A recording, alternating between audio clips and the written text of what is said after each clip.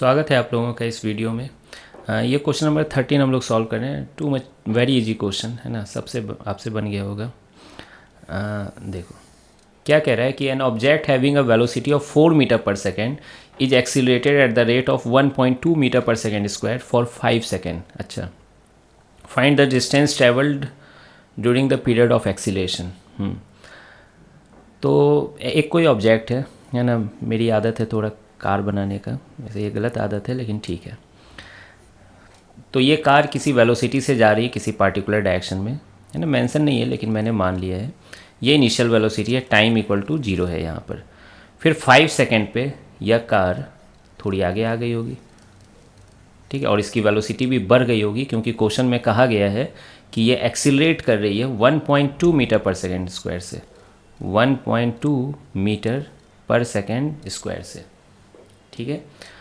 तो पूछा गया find the distance travel during the period of acceleration. जब ये एक्सीलेट कर रही है तो सीधा ही आगे ही जा रही होगी, तो ये एस है ना, ये डिस्टेंस पूछा गया है। अब आप बोलोगे सर वही इक्वेशन ऑफ मोशन लगा दीजिए, second equation of motion, S equal to U T plus half A T square, ठीक है, बिल्कुल सही है। u कितनी हो गई 4 और टाइम कितना है 5, ठीक है, प्लस हाफ, एक्सीलेशन कितना है 1.2 और टाइम का स्क्वायर कितना हो जाएगा 25। वाह, ये मैं सॉल्व कर पाऊँगा क्या? 5 4 जा 20 हो गया, 2 से 1.2 कटेगा, 0.6 इंटू 25, 0.6 इंटू 25, 25 4 जा 100। अच्छा 0.6 है तो 150 यानी 15, शायद ये सही है।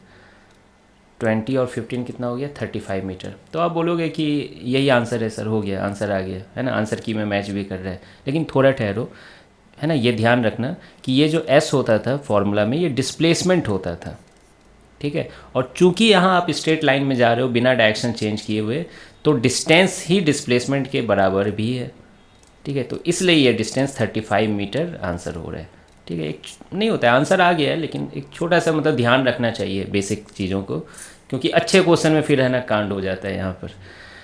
तो डिस्टेंस 35 मीटर आ गया। अब आप बोलोगे कि सर यहाँ पे ये डाटा में 4.0, 1.2, 5.0, क्या ये ऐसे ही यूं ही दिया गया है?